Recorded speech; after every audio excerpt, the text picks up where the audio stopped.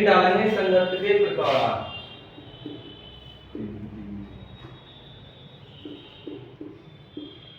Type of collision. ये भाई साहब तीन प्रकार के होते हैं।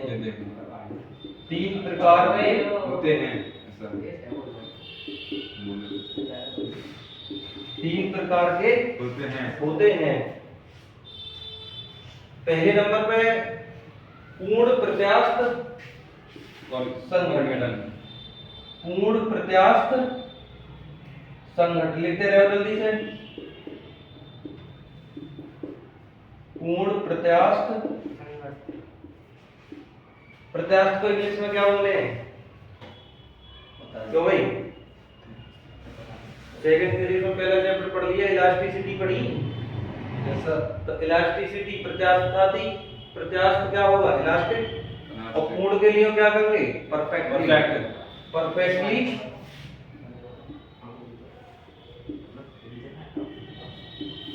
Elastic collision. दूसरा नंबर क्या है भाई साहब? इसमें पहले तो मैंने डायरेक्ट लिख लो, उसके बाद लिखना अप्रत्यास्थ संघटन। अप्रत्यास्थ को क्या करेंगे? इलास्टिक हो गया, तो ये इनइलास्टिक।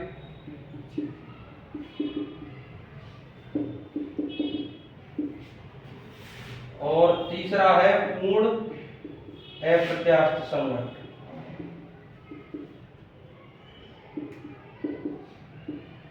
Perfectly inelastic collision.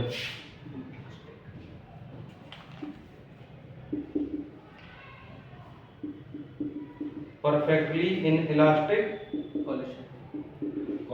ये तीन टाइप है, इन्हें याद करो जल्दी। और इन्हें लिखने के बाद पहली हेडिंग डालेंगे पूर्ण प्रत्यास्थ संघटन। इसमें हमें दो चीज सुनने के लिए मिलेंगी। क्या? एक तो गतिज ऊर्जा और एक संवेग। दो चीजें सुनने के लिए मिलेंगी, एक गतिज ऊर्जा और एक संवेग। बात आ रही है समझ में? इसमें पहले ये हेडिंग डालो जल्दी से। देखो पूर्ण प्रत्यास्थ संघटन में क्या है? इसमें जो भी दो या दो से अधिक वस्तु जो टकरा रही हैं, जिनके बीच संघर्ष हो रहा है, उनकी गतिज ऊर्जा और संवेग दोनों संरक्षित रहते हैं। अब इन्हें पहले समझो एक बार। पूर्ण प्रत्यास्थ संघटन में जो दो या दो से अधिक वस्तु टकरा रही हैं, उनकी गतिज ऊर्जा और संवेग दोनों क्या होंगे? संरक्षित, कंजर्व। अब इनका मतलब क्या है ये मैं अभी बता रहा हूँ। इसमें खाली संरक्षित क्या होगा? संवेग। संवेग संरक्षित होगा, मगर गतिज ऊर्जा संरक्षित नहीं होगी। इसमें गतिज ऊर्जा संरक्षित नहीं होगी। मैं इसे लिख दे रहा हूँ, संरक्षित। इसे बोलते हैं कंजर्व। अच्छा, ये है पूर्ण अप्रत्यास्थ संघटन। इसमें ना तो गतिज ऊर्जा और ना ही संवेग, कुछ भी संरक्षित नहीं रहता। अब इनका मतलब समझो एक बार। जैसे पहले में इन्होंने कह दी कि जो पूर्ण प्रत्यास्थ संघटन है, उसमें जो भी दो या दो से अधिक वस्तु टकरा रही हैं, उनकी गतिज ऊर्जा और संवेग क्या होंगे? कंजर्व, संरक्षित। इसका मतलब ये है, सीधी सीधी एक बात समझो। गतिज ऊर्जा हम कितनी कहते हैं? Half mv²। और संवेग इक्वल टू mv। मैं ऐसा मान के चल रहा हूँ, कोई दो वस्तु है A और B। ठीक है, इसकी कोई गतिज ऊर्जा होगी जब ये चल रही होगी। तो मैं मान रहा हूँ टकराने से पहले इसकी होगी हाफ mv1²। या पहले u मान ले, क्योंकि प्रारंभ में क्या होती है? 0 u। और इसकी क्या मान लूं? u2। यानी टकराने से पहले u1 और u2। भैया कह रहे हैं 0 कब होती? जब ये दोनों रुके हुए होते तो क्या टकरा जाते? अरे जब ये चलेंगे जब ये टकराएंगे। तो यानी कि कोई ना कोई वेग तो है। अगर 0 वेलोसिटी लोगे तो फिर ये चलेंगे क्यों? बात आ रही सर? अब टकराने के बाद जो इनकी गतिज ऊर्जा है वो क्या हो जाएगी? हाफ mv1² और इसकी हाफ mv2²। बात आ गई समझ में? अब इसकी गतिज ऊर्जा संरक्षित है, यानी कि ये जो पहले होगी वो बाद में ये होगी। यानी कि मान के चलो इसकी गतिज ऊर्जा 10 थी, इसकी भी कितनी थी 10, पहले कितनी थी 20, टकराने के बाद भी 20 होनी चाहिए। चाहे वो इसकी 20 हो जाए, इसकी क्या हो जाए 0। ये इनका कंडीशन के ऊपर डिपेंड करेगा, यानी कि दोनों का जो सम है वो कितना आना चाहिए 20। कंजर्व का मतलब समझ गए? जो चीज टकराने से पहले है वो ही टकराने के बाद होनी चाहिए। क्लियर है बात? अब इसने कही है गतिज ऊर्जा और संवेग। अब यहाँ दोनों टर्म ऐड हो जाएंगे, गतिज ऊर्जा भी और प्लस में संवेग। संवेग क्या जानते हैं हम, m u1 और दूसरे का हो जाएगा m u2। अब ये जोड़ के कोई क्वांटिटी आई होगी, मान के चलो 100 आ गई, जोड़ के कितनी आ गई 100। अब यही सब चीज हम संघट्ट के बाद देखेंगे तो वो भी कितनी आनी चाहिए 100। बात आ रही है समझ में? दूसरे में संरक्षित क्या है संवेग। संवेग क्या जानते हैं हम, m1 u1 m2 u2। ये टक्कर के बाद पहले हो गई, अब टक्कर के बाद क्या होगी m1 v1 m2 v2। मान के चलो ये 50 आ रही है टक्कर से पहले, तो टक्कर के बाद ये वैल्यू कितनी आनी चाहिए 50। कितनी आनी चाहिए? अब ये इनमें डिस्ट्रीब्यूशन है कितना कितना हो, मान के चलो दोनों 25 25 में डिवाइड हो सके, एक 50 एक 0 20 30, ये कंडीशन के ऊपर डिपेंड करेगी। कुल मिला के संरक्षित का मतलब यही है जो चीज पहले वो ही जैसी है ऐसी की ऐसी ही बनी रहे, टोटल बनी रहे, इनके बीच में चेंज क्या हो रहा है उससे हमें मतलब नहीं है। ठीक है भाई साहब, पहली हेडिंग डालो इसमें, पूर्ण प्रत्यास्थ संघट्ट। इसमें लिखो यदि संघट्ट में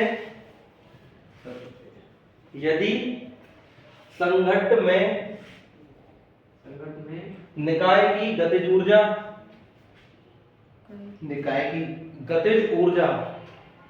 यदि संघट्ट में निकाय की गतिज ऊर्जा तथा संवेग, यदि संघट्ट में निकाय की गतिज ऊर्जा तथा संवेग संरक्षित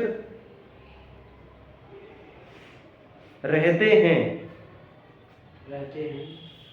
तब यह संघट्ट पूर्ण प्रत्यास्थ संघट्ट कहलाता है।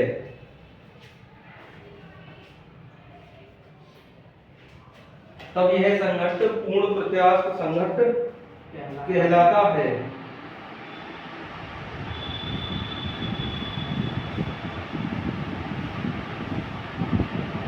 एग्जाम्पल लिख लेंगे इसमें, परमाणुओं या अणुओं के बीच संघट्ट, परमाणुओं या अणुओं के बीच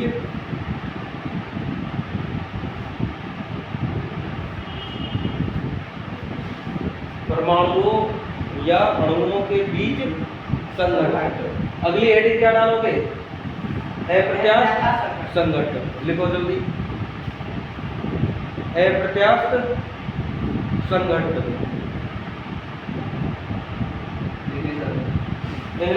इसमें क्या होगा, जब संघट्ट में निकाय का संवेग क्या होगा संरक्षित, परंतु गतिज ऊर्जा संरक्षित नहीं होती, तो इस प्रकार का संघट्ट क्या कहलाएगा अप्रत्यास्थ संघट्ट। लिखो, जब संघट्ट में निकाय का संवेग, जब संघट्ट में निकाय का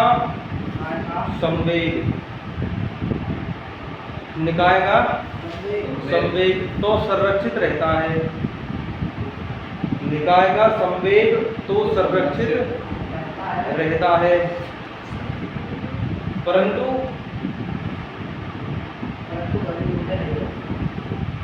गतिज ऊर्जा संरक्षित नहीं होती है, गतिज ऊर्जा संरक्षित नहीं होती है। तब यह संघट्ट अप्रत्यास्थ संघट्ट कहलाता है। तब यह संघट्ट अप्रत्यास्थ संघट्ट कहलाता है।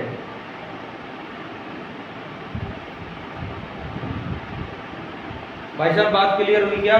Yes sir. दोनों एक बार जरा रिपीट करके कौन बताएगा?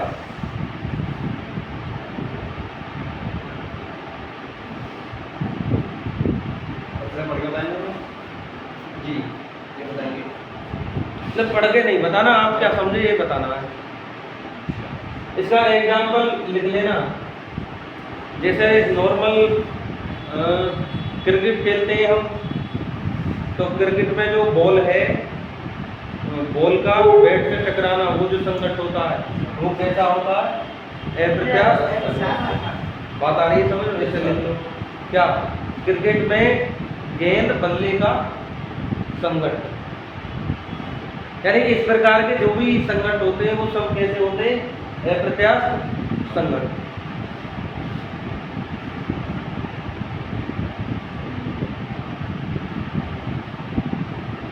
अगली हेडिंग क्या डालोगे? पूर्ण अप्रत्यास्थ संघट्ट। इसमें क्या है हमारे, ना तो गतिज ऊर्जा और ना ही संवेग, कुछ भी संरक्षित नहीं होता। बात हो रही है क्लियर? ठीक, लिखो डेफिनेशन।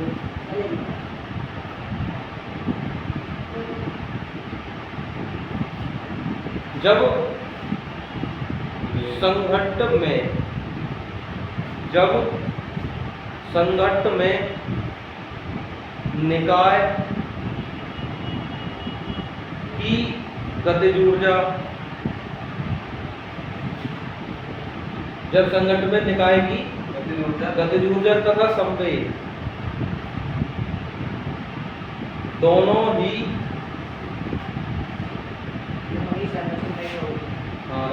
संरक्षित नहीं होते हैं, संरक्षित नहीं होते हैं, तब यह संघट्ट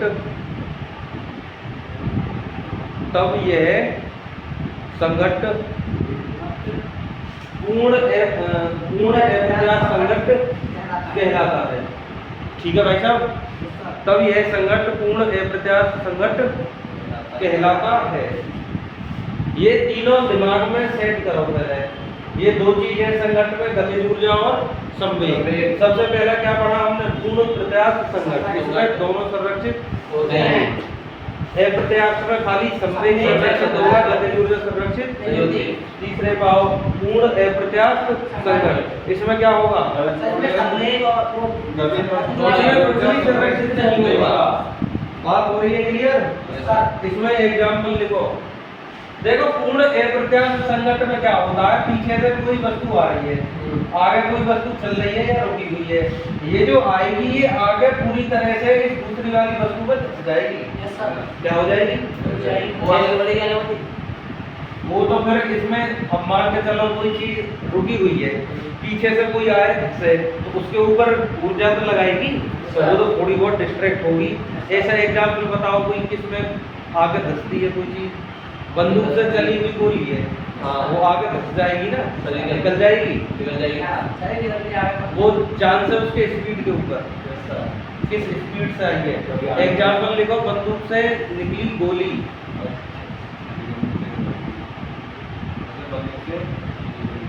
गोली का किसी अन्य वस्तु से संघट्ट, किसी अन्य वस्तु से संघट्ट। ये बात क्लियर हो गई क्या?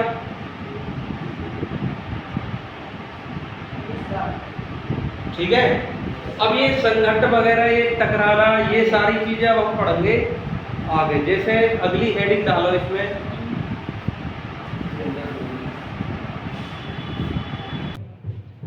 ठीक है। तो अभी तक हमने पढ़े टाइप संघट्ट के। तो संघट्ट में पहला टाइप क्या था? पूर्ण प्रत्यास्थ संघट्ट। अब यानी कि जो पूर्ण प्रत्यास्थ संघट्ट है वो तो हमारी टक्कर ही रही है। हाँ जी सर, टक्कर ही हो रही है ना सर। अब ये टक्कर एक विमीय भी हो सकती है, द्विविमीय भी और त्रिविमीय। एक विमीय टक्कर का मतलब क्या है? कोई चीज आगे एक सीधी लाइन में टकरा रही है और टकराने के बाद वो इसी लाइन में बनी हुई है। ठीक है। कोई दो वस्तु हैं, वो सीधी एक सरल रेखा में है, टक्कर से पहले भी और टक्कर के बाद में भी इसी लाइन में होंगी। द्विविमीय में क्या होगा कि कोई दो वस्तु टकरा रही है, टकराने के बाद एक किसी और डायरेक्शन में चलेगी, एक किसी डायरेक्शन, यानी कि हाँ दो डायरेक्शन बन गई, तो ये क्या होगी? द्विविमीय संघट्ट। त्रिविमीय संघट्ट का मतलब क्या होगा? वो तीन डायरेक्शन में हो जाएगी। यानी कि तीनों डायमेंशन जो हैं चीज तो दो ही होंगी सर। हाँ, तीन का मतलब क्या, जैसे ट्रेन देखी है, ट्रेन की स्पीड है, सीधी भी जा रही है, मुड़ भी रही है और वो ऊंचाई पे भी चली जाती है, तो तीनों चीज चेंज हुई ना उसकी, तो वो एक ही तो है मगर डायमेंशन उसकी तीनों चेंज हो रही हैं। बात आ रही है समझ में? अच्छा, तो इसमें पहला जो संघट था वो था प्रत्यास्थ संघट। अब प्रत्यास्थ में भी हम पहले कौन सा पढ़ेंगे? पूर्ण प्रत्यास्थ संघट जो है इसमें भी हम पहला कौन सा पढ़ेंगे? एक विमीय। कौन सा? पहले एक विमीय फिर द्विविमीय। क्लियर है? तो पहले हम पढ़ रहे हैं कौन सा? एक विमीय प्रत्यास्थ संघट। आप तो पढ़ाना भी क्या बात है। एक विमीय प्रत्यास्थ संघट।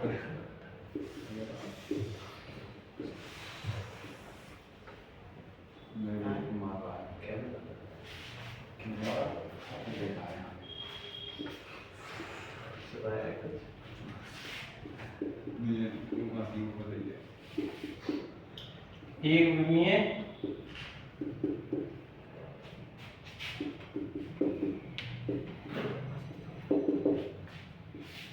इसमें क्या बताइए अभी, जो टकराने वाली वस्तु है वो एक ही रेखा में टकराएंगी और टकराने के बाद भी उस एक रेखा में ही होंगी। ठीक है, अब इसमें एक डायग्राम बनाओ। मैंने मानी ये कोई दो वस्तुएं, एक ए और एक बी। ठीक है, बनाते रहे वैसे। इसका द्रव्यमान कितना है? m1 और इसका द्रव्यमान m2। क्लियर है? ये टकराने से पहले इसकी जो वेलोसिटी है वो कितनी है? u1। इसकी टकराने से पहले u2। ये बनाओ जल्दी। ये बन गया। ये संघट्ट से पहले है। ठीक है, संघट्ट से पहले। ठीक, संघट्ट से पहले पूर्व। यानी कि कोई दो वस्तुएं A और B जिनके द्रव्यमान m1 m2, जिनके वेग u1 u2, ये किसी एक सरल रेखा में गति कर रही हैं और कुछ समय बाद ये टकरा रही हैं। टकराने के बाद जो इनके वेग हो जाएंगे वो कितने हो जाएंगे? इसका हो जाएगा पहले का v1 और दूसरे का वेग कितना हो जाएगा? v2 टकराने के बाद। भाई जो वजन है, वजन तो वजन सेम रहना है, इनका द्रव्यमान खाली बदलेगा क्या? इनका वेग। तो यानी कि ये हो जाएगा संघट्ट के पश्चात इनके वेग जो है वो बदल जाएंगे संघट्ट के पश्चात। ठीक है, ये बनाओ जल्दी, फिर इसके बाद लिखो। सर हो गया। लिख भाई। माना दो वस्तुएं A तथा B। इसकी आगे बनाना। हाँ जी, माना दो वस्तुएं A तथा B। दो वस्तुएं A तथा B जिनके द्रव्यमान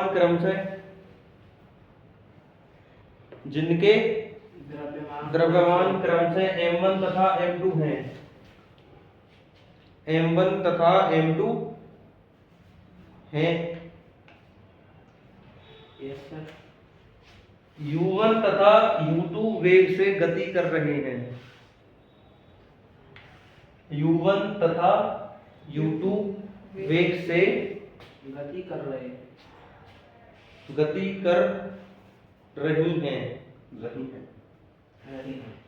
संघट्ट के पश्चात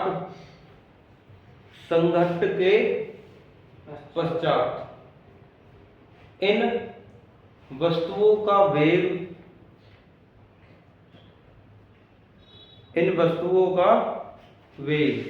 v1 तथा v2 हो जाता है। इन वस्तुओं का वेग v1 तथा v2 हो जाता है। हो गया भाई साहब? हम बात करें प्रत्यास्थ संघट्ट की। इसमें हमने दो चीज पढ़ी, कौन कौन सी? गतिज ऊर्जा और संवेग। दोनों क्या होते हैं? संरक्षित होते हैं। तो हम इन दोनों वस्तुओं की पहले क्या निकालें? गतिज ऊर्जा, फिर संवेग। एक तो संघट्ट से पहले और एक संघट्ट के बाद। बात क्लियर हो गई? तो सबसे पहले हमें क्या निकालना है? संघट्ट से पूर्व वस्तुओं की गतिज ऊर्जा लिखो। संघट्ट से पूर्व वस्तुओं की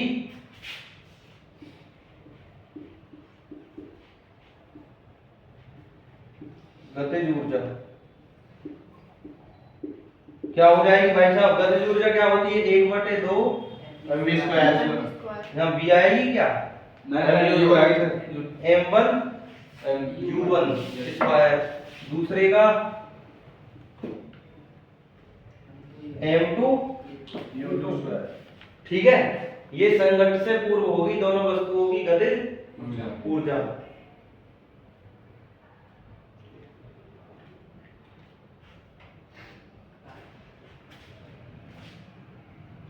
ठीक, अब इसके बाद हम क्या देखेंगे? संघट्ट के पश्चात, संघट्ट के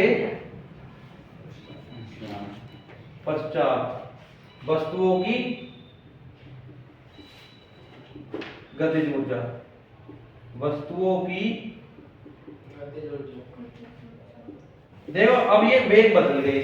वेग कितना हो गया इसका? v1, इसका v2। तो ये गतिज ऊर्जा कितनी हो जाएगी? 1/2 m1 v1 square m1 v1 square, दूसरे की कितनी हो जाएगी? m2 v2 square. क्लियर हुआ ये कॉन्सेप्ट? अरे ठीक है। अब संघट्ट से पहले इनका समवेग कितना हो जाएगा? संघट्ट से पूर्व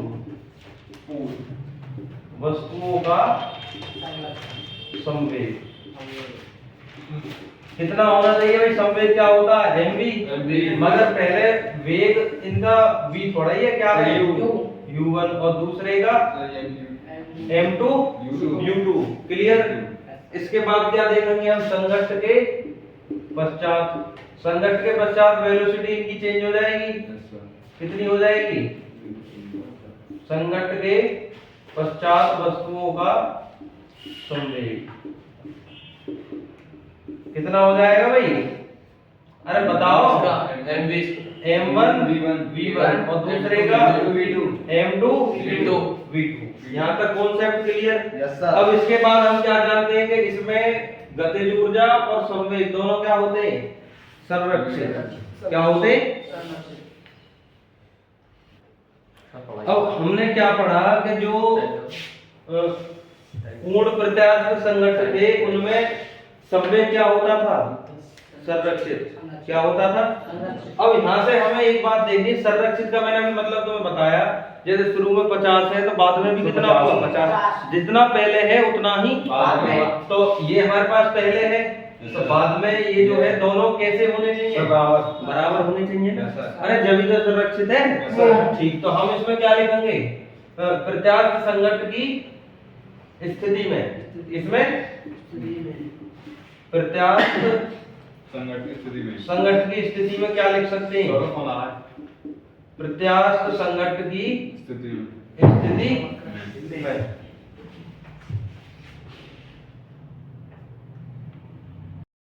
प्रत्यास्थ संघट्ट की स्थिति में तो जितना संवेग पहले है m1 u1 m2 v2 किसके इक्वल होना चाहिए? m1 v1 m2 v2। Clear? m1 वाले एक तरफ ले लो, m2 वाले देखो ये है m1 u1, ये m1 v1 ले आओ इधर। देखो ध्यान से, ये m1 v1 इधर लाएंगे माइनस में हो जाएगा।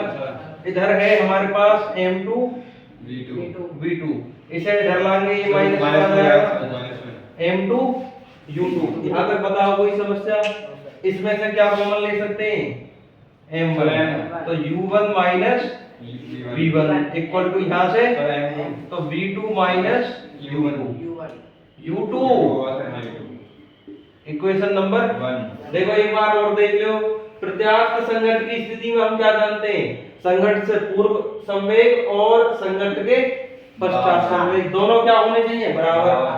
तो ये हमने बराबर कर लिए, m1 वाले एक तरफ कर लिए, m2 वाले एक तरफ। इनमें से क्या काम किया? m1 कॉमन ले लिया, इसमें से m2। ठीक है, ये तो संवेग संरक्षित हो गया। सर ठीक, संवेग संरक्षित संरक्षित होता है। और क्या संरक्षित होता है भाई? अरे गतिज ऊर्जा भी तो होती है सर। तो इसमें एक तो कंडीशन ये हो गई हमारी, एक बना लो गतिज ऊर्जा की, गतिज ऊर्जा ऊर्जा भी संरक्षित। होती है।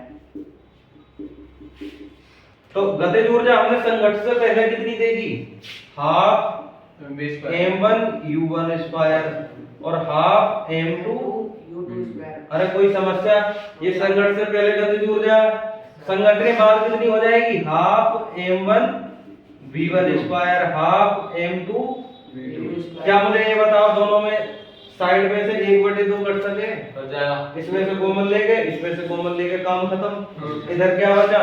m1 u1 square m2 u2 square, इधर m1 v1 स्क्वायर इधर। m2 v2 square. मुझे ये बताओ अभी ऊपर क्या काम किया था हमने? m1 वाले एक तरफ, m2 वाले एक तरफ। एक तरफ। तो m1 वाले जब हम एक तरफ लेंगे तो इधर आएगा m1 u1 square, yes sir. इसे माइनस में लेकर आएंगे m1 v1 square equal to, ये इधर बचा m2 v2 स्क्वायर और इसे माइनस में लाएंगे तो m2 u2 स्क्वायर। क्या यहाँ तक कोई समस्या? नहीं। पूरे में से कॉमन क्या ले सकते हैं? सर m1 अरे इधर से m1 कॉमन ले सकते हैं और दूसरी साइड में से m2।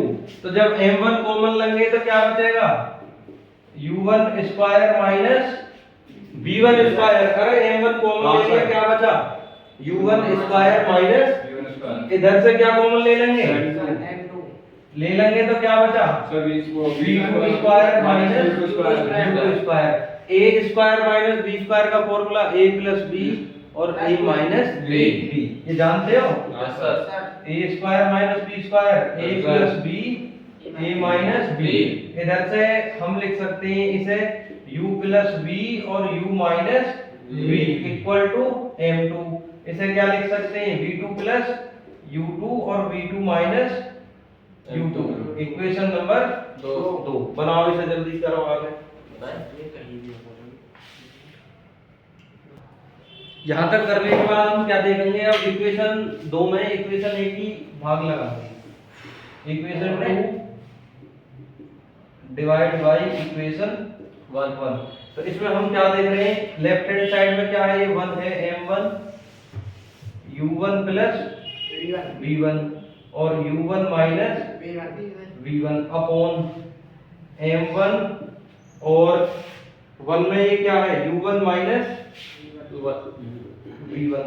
देखो इसकी LHS m1 u1 plus v1 u1 minus v1 और इसकी LHS ये मैं इक्वेशन 1 अंडरलाइन करेगा उसमें, और ये हो गई हमारे पास इक्वेशन नंबर 2। ठीक है, अब इसके RHS में दूसरी वाली के में क्या है? m2 v2 plus u2 v2 plus और u2 माइनस v2 होना चाहिए। अच्छा v2 minus u2, v2 minus u2 और अपॉन में क्या आएगा? m2 v2 माइनस, देखो ये कट गया यहाँ से, m2 से m2, v2 माइनस u2 से m1 से m1 और u1 माइनस v1। तो इधर क्या बचा? u1 प्लस v1 और इधर क्या बचा? v2 plus u2। यहाँ तक बताओ कोई समस्या? अरे बोलो। नहीं है। तो अब इसमें क्या करेंगे हम? u वाले एक तरफ और v वाले एक तरफ। तो देखो ये बचेगा v1 माइनस v2। अरे v2 इधर माइनस में ले आओगे, इधर बचेगा u2 माइनस u1। अब इसे हम लिख सके v1, इसे इक्वेशन नंबर 3 बना लेंगे हम। इक्वेशन नंबर 3 इसे लिख सके हम यहाँ से v1 minus v2 upon u2 minus u1 equal to 1। ये जो टर्म है इसे बोले हम प्रत्यास्थावान गुणांक, कोफिशिएंट ऑफ रेस्टिट्यूशन। ठीक है, अभी ये हुआ नहीं है। अभी जो हमने कंडीशन देखी है वो सब हमने कब की देखी है? करो इसे जल्दी। यानी कि संगठन की स्थिति देख ली हमने। अब हमसे ये कह दे, ये यानी कि स्टार्टिंग की वेलोसिटी दी हुई है वेग, सर और न्यूमेरिकल है, जैसे कोई दोनों वस्तु के द्रव्यमान दे दिए, संघट से पहले इनके वेग दे दिए, इसके बाद वेग पूछने लग जाए कि पहली वस्तु का वेग क्या होगा या दूसरी का क्या होगा, तो ये v1 v2 ये हमें निकालने होंगे अभी। ठीक है, देखो हमें कुल मिला के वैल्यू निकालनी है v1 और v2 की। संघट के बाद इनके वेग होंगे कितने, तो मैं इक्वेशन नंबर 3 एक बार यहाँ लेके ले रहा हूँ, क्या है v1 minus v2 equal to u2 minus v1। अब ये देखो मुझे जरा इक्वेशन नंबर जो 1 है इसमें u1 है, v1 है, v2 है, U2 है। हमें एक वैल्यू निकालनी है, या तो v1 निकाल लें या v2 निकाल लें। तो इस इक्वेशन से ये बताओ मुझे, अगर मैं v1 की वैल्यू यहाँ से निकालूं, मान के चलो एक एग्जांपल, तो ये v2 इधर आ जाएगा। अब मैं यहाँ v1 की जो वैल्यू रखूंगा उसमें क्या आएगा v2, तो यहाँ से v1 गायब हो जाएगा। हाँ बात ना आ रही समझ में? ना निशा चल बात। हाँ अरे ये बात आई समझ में ना आई? चलो तुम्हारे शायद ये समझ में ना आएगी, मैं बता रहा हूँ। यहाँ से तुम चलो मान के चलो v1 की वैल्यू निकाल लेंगे, किसकी? v1। तो v1 की वैल्यू यहाँ से क्या आ जाएगी, देखो u2 माइनस u1, v2 हम इधर प्लस में ले आए भाई, जब इसे दूसरी साइड लेके आगे प्लस में आएगा, ये हमारे पास फिलहाल किसकी वैल्यू है, v1 की। v1 की। ठीक है, ये वैल्यू हम कहाँ पुट करें, इक्वेशन नंबर 1 में लिखो जल्दी। v1 का मान समीकरण 1 में रखने पर, ठीक है, v1 का मान समीकरण 1 में रखने पर। तो अब इसमें हम रखेंगे, जरा ये ध्यान से देखेंगे, m1, ठीक है, और इसके बाद है u1 माइनस v1 की जगह क्या रखेंगे, ध्यान से देखो, v1 की जगह क्या रखेंगे, u2 minus u1 plus v2 ना, ये बात समझ में? अरे m1 की जगह m1, u1 की जगह U1 v1 की जगह u2 minus u1 plus v2 equal to इसे एज इट इज रख लो, m2 v2 माइनस u2। ठीक है, अब इस ब्रैकेट को खोलेंगे हम, u1 minus u2 minus minus plus u1 minus v2 equal to क्या बचा भाई, m2 v2 माइनस u2। हमारा इस इक्वेशन से मेन मकसद क्या है, v2 निकालना। क्या निकालना, v2। तो जो भी v2 के टर्म आए उन्हें एक तरफ कर लो, बाकी सब एक तरफ। बात आ गई समझ में? क्या हमारा मेन जो मोटिव है वो क्या है, हमें v2 निकालना। ठीक है,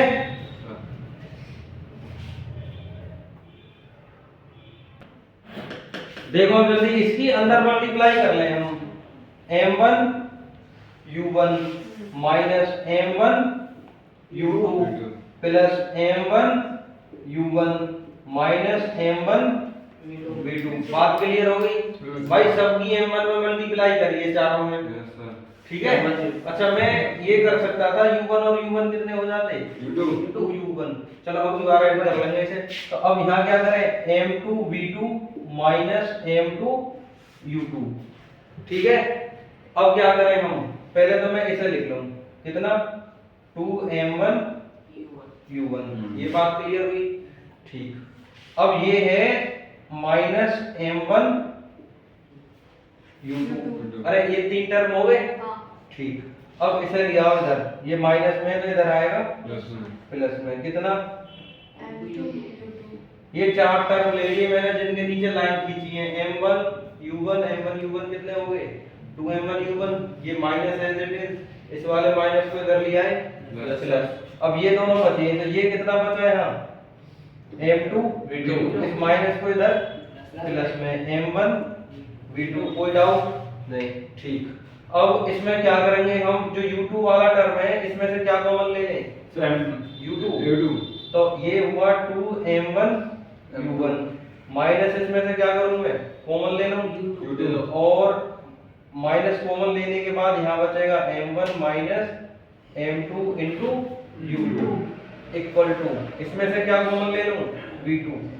तो m2 प्लस m1। इसमें से क्या कॉमन ले लिया v2। अब v2 हमें निकालना है तो इसे इधर रखो, बाकी इसे भेज देंगे हम डिवाइड में। जब ये डिवाइड में आएगा तो 2m1 u1 minus m1 minus m2 into u2 upon में क्या आ जाएगा भाई साहब m1 प्लस, अरे इसे m2 प्लस m1 लिखो या m1 प्लस एक ही बात है, इक्वल टू क्या बचा v2। ये इतनी बात क्लियर हो गई? Yes sir. क्लियर एकदम? Yes sir. ठीक है। Yes sir. अब मैं क्या करूं, इसे प्लस में ले रहा हूं मैं फिलहाल, हाँ। माइनस की अंदर मल्टीप्लाई करे दे रहा हूं, तो v2 इक्वल टू यहां से क्या हो जाएगा देखो 2m1 u1, इसके अपॉन में क्या आएगा m1 प्लस, अब ये माइनस माइनस में यानी कि इसमें से माइनस और कॉमन ले रहा हूं तो ये हो जाएगी m2 माइनस, ये समझ गए ना? Yes sir. ये पहले m1 माइनस m2 की, अब इसमें से माइनस कॉमन ले लिया तो क्या बच गया m2 माइनस m1, और अपॉन में क्या बचेगा भाई साहब m1 minus m2 plus m1, अरे इसकी तो दोनों के नीचे डिवाइड होगी, अब ये क्या बचेगा v2, अरे u2 ही तो बचेगा। Yes, sir। तो ये आ गई कुल मिला के दूसरी जो बॉडी है उसकी वेलोसिटी। अब ये वैल्यू v2 की हम यहाँ रखते हैं, यहाँ रखने के बाद हमारा क्या निकल के आएगा v1। कर रहा था जल्दी। अब देखो ये v2 की वैल्यू निकल के आएगी, v2 की वैल्यू को लाकर हम कहाँ रख देंगे, इक्वेशन नंबर 3 मानी शायद, अरे 3 ही तो मानी शायद। यस सर, सही है। हाँ जो भी है वो 3 मानी, ये 3 ही मान लो, इसमें कोई ना। v2 का मान समीकरण 3 में रखने पर, v2 का मान समीकरण 3 में रखने पर क्या मिलेगा भाई साहब हमें, अरे क्या मिलेगा v1 इक्वल टू ये क्या है u2 माइनस u1, और इसकी वैल्यू कितनी है plus 2m1 u1 upon m1 plus m2, और ये क्या है भाई साहब plus m2 minus m1 upon m1 plus m2, और इनटू में क्या है u2। देखो u1 वाले में से तो u1 कॉमन ले लेंगे और u2 वाले में से u2। देखो पहले ये दो टर्म है u2 और u2, इसमें से कॉमन क्या ले लूं मैं u2। ध्यान से देखो एक बार, अरे ये दो एरो हैं, इन दोनों में से क्या कॉमन लिया जा सके u2, तो u2 पहले में से कॉमन लेंगे क्या बचेगा 1, अरे यहाँ से u2 कॉमन ले लिया क्या बचा 1, आगे चल के क्या बचेगा m2 minus m1 upon m1 plus m2। ये कौन से में से हो गया काम u2 वाले में से। अब देखेंगे हम u1 वाले, इसमें से मैं एक काम करूं u1 कॉमन हो गया, क्या हो गया कॉमन u1, तो पहले प्लस वाला बचेगा कितना 2m1 upon m1 plus m2, और फिर क्या बचेगा भाई साहब ये माइनस का 1, क्या बचेगा माइनस का 1। अब हम क्या करें इसमें u2 और एलसीएम ले लें यहाँ से m1 प्लस m2, तो m1 प्लस m2 की 1 में मल्टीप्लाई हो जाएगी, क्या बचेगा m1 प्लस m2, और ये बचेगा m2 माइनस m1। अब यहाँ से देखो प्लस u1, अब इसमें से भी एलसीएम क्या ले लें, तो ये बचा 2m1 माइनस ये हो जाएगा m1 प्लस m2, ठीक है। m1 से m1 कहता हूं क्या बचा 2m2 upon m1 plus m2 into u2। अब देखो ये माइनस खुलेगा तो 2m1 में से m1 गए तो कितना बचा, अरे m1 ही तो बचा, और ये हो जाएगा माइनस के m2 upon m1 plus m2 into u1। ये वेलोसिटी कौन सी हो गई हमारी v1। ये दोनों वेलोसिटी कौन सी निकली है हमारी संघर्ष के बाद, टकराने के बाद, वस्तु A तथा B के वेग। बात क्लियर है? ठीक।